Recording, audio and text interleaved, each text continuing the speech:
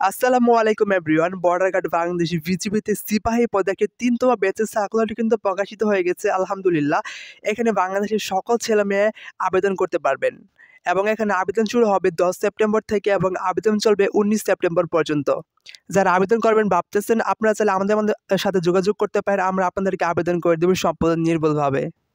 সার্কুলারটা প্রকাশিত হয়েছে একদম, কিন্তু এখানে ক্লিয়ারলি প্রকাশিত হয়নি, একটু ঘোলা। তবে আমি আপনাদেরকে সম্পূর্ণভাবে পরে বোঝানোর চেষ্টা করব। আপনারা আমার স্ক্রিনে না তাকিয়ে আপনারা আমার কথাগুলো মনোযোগ দিয়ে শুনেন, তাহলে আপনারা বুঝতে পারবেন।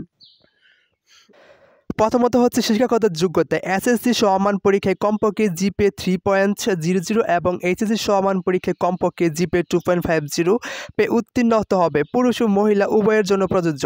এখানে ছেলে মেয়ে সকলে আবেদন করতে পারবেন। আপনাদেরকে এসএসসি পরীক্ষায় 3 পয়েন্ট এবং এইচএসসি পরীক্ষায় 2.50 থাকা লাগবে মিনিমাম। তারপর হচ্ছে বেতন স্কেল। জাতীয় বেতন স্কেল অনুযায়ী ৯,০০০ থেকে ২১,৮০০ টাকা তৎসহ বাড়ি ভাড়া, বাসস্থান ও বিধি মোতাবেক প্রাপ্য অন্যান্য সুবিধাবলী।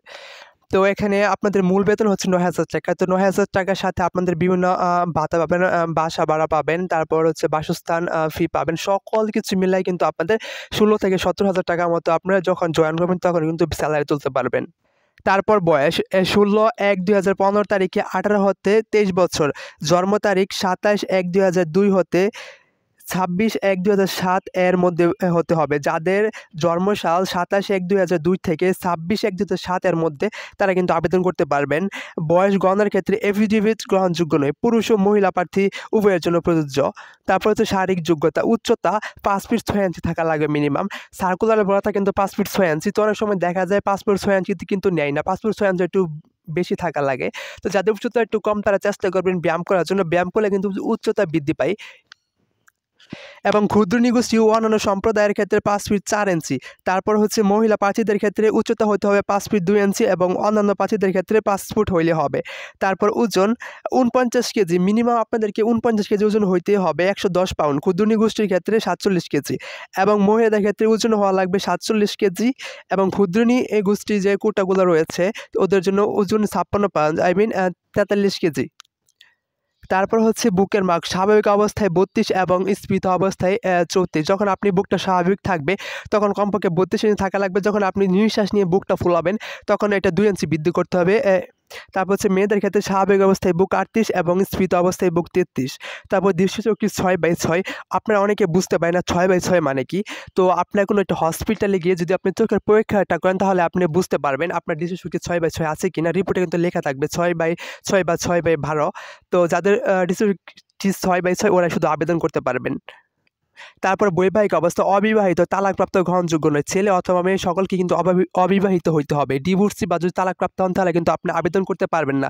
যদি আবেদন করতে পারেন তাহলে কিন্তু আপনাদের জব হয়ে যাওয়ার পরে কিন্তু যখন পুলিশ ভেরিফিকেশন হবে তখন কিন্তু আপনাদেরকে বাদ দিয়ে দেওয়া হবে। অত্র বাহিনীর জনবল হার বৃদ্ধির উপর ভিত্তি করে মহাপরিচালক নিয়োগকারী কর্তৃপক্ষ ভর্তির আসন সংখ্যা কম বা বেশি হইতে পারে এখানে। তো তারপর হচ্ছে ৫ নম্বর, সকল জেলা হতে সিপাহী জিডি পদে পুরুষ ও মহিলা প্রার্থীরা আবেদন করতে পারবেন। বাংলাদেশের ৬৪ জেলার মানুষ কিন্তু আবেদন করতে পারেন। আসন সংখ্যা সীমিত, কিন্তু এখানে আসন সংখ্যা খুবই কম। কিন্তু কতজন লোক নেবে সেটা কিন্তু এখানে উল্লেখ করে দেয় নাই। তারপর রেজিস্ট্রেশন। বিজ্ঞপ্তির অনুচ্ছেদ ১, ২ ও ৩ অনুযায়ী আগ্রহী যোগ্য পুরুষ ও মহিলা প্রার্থীগণ www.joinborderguard.gov.bd ওয়েবসাইটের মাধ্যমে ১০ সেপ্টেম্বর ২০২৪ তারিখ ১০টা ঘটিকা হতে ১৯ সেপ্টেম্বর ২০২৪ তারিখ পর্যন্ত আপনারা আবেদন করতে পারবেন। নাম্বার ৭, আবেদন পদ্ধতি।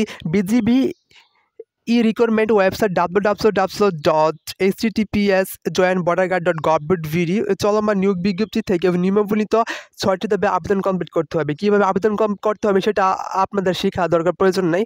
তো এখানে আপনি সার্কুলারটা পড়ে নেবেন। হ্যাঁ, তো যারা আমাদের মাধ্যমে আবেদন করাবেন এসব আমি আপনাদেরকে আবেদন করে দেবো, এসব নিয়ে আপনাকে টেনশন করতে হবে না। তারপর আবেদন করা হচ্ছে প্রথম ধাপ। এটা একদম গুলা, একদম দেখা যাচ্ছে না। তবে যারা আবেদন করবেন আমাদের সাথে যোগাযোগ করতে পারেন। তো নিজের আবেদনটা নিজে করলে অনেক সময় ভুল হওয়ার সম্ভাবনা রয়েছে। যাদের অভিজ্ঞতা নাই নিজের আবেদন নিজে করবেন না। কারণ যদি আপনার একটুকুনা ভুল হয়, একটু ভুলের জন্য কিন্তু আপনার নিয়োগ ক্ষেত্রে আপনাকে বাতিল করে দিতে পারে। এজন্য আবেদন যদি নিজের আবেদন নিজেও করেন খুবই সাবধানে করবেন। তো তারপর হচ্ছে আবেদনের যোগ্যতা ৪, আবেদনের যোগ্যতা ৫। তারপর 8 নাম্বার পয়েন্ট হচ্ছে মেডিকেল অন্যান্য পরীক্ষা। নির্বাচনের ক্ষেত্রে প্রার্থীকে পর্যায়ক্রমে প্রাথমিক স্বাস্থ্য পরীক্ষা, লিখিত পরীক্ষা, ব্যবহারিক পরীক্ষা এবং চূড়ান্ত ডাক্তারি পরীক্ষা গ্রহণ করতে হবে। শুধুমাত্র নির্বাচিত প্রার্থীরাই পাসিং সুগার, এইচবিএস, এইচআইভি এসব পরীক্ষা, সিরাম, ক্রিয়েটিনিন ইত্যাদি এবং ডোপ টেস্ট পরীক্ষা অংশগ্রহণ করতে পারবে। তো এখানে কিছু পরীক্ষার নামগুলো রয়েছে, এগুলো ক্লিয়ারলি দেখা যাচ্ছে না, তো আমি পড়তে পারছি না। তো এইসব পরীক্ষা আপনাদের অনুষ্ঠিত হবে। যারা চূড়ান্তভাবে নির্বাচিত হবেন ওদের কিন্তু এসব পরীক্ষা ডোপ টেস্ট করা হবে। তারপর 9 নাম্বার পয়েন্ট, ভর্তির সময় আবশ্যিকভাবে যা সঙ্গে আনতে হবে, এটা একদম গোলা। তবে আমি আপনাদেরকে এটা পড়ে শোনার চেষ্টা করেছি, আপনি আমার কথাগুলো মনোযোগ দিয়ে শুনবেন তাহলে বুঝতে পারবেন। 1 নাম্বার হচ্ছে এসএসসি এবং এইচএসসি বা সমান পরীক্ষায় পাশের মূল সার্টিফিকেট বা সনদপত্র আপনি মূল নিয়ে যাবেন অথবা সত্যায়িত সনদপত্র নিয়ে যাবেন। তারপর 2 নাম্বার, সংশ্লিষ্ট স্কুল প্রতিষ্ঠানে প্রদান হতে আপনাকে এসএসসি অথবা এইচএসসির তো প্রবেশপত্র প্রয়োজন হবে। প্রবেশপত্র প্রয়োজন হবে, সেটা স্থায়ী ও জন্ম তারিখ সম্বলিত। আপনি একটু বুঝিয়ে বলি আপনাদেরকে।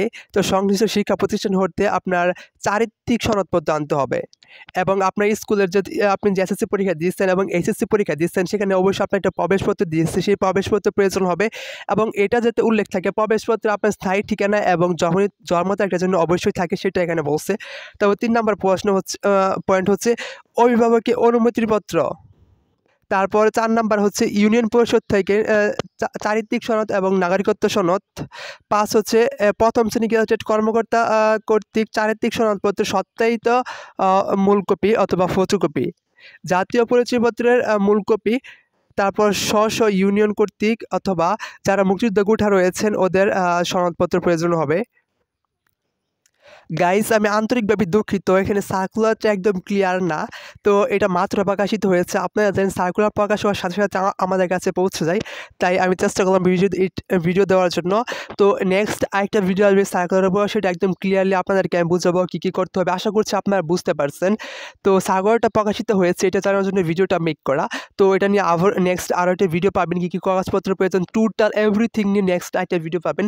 তো গাইস কেউ মাইন্ড করবেন না। তো এখানে সার্কুলারটা এই জন্য আমি আপনাদের ক্লিয়ারভাবে বুঝতে পারলাম না। সকলে ভালো থাকবেন, আল্লাহ হাফেজ।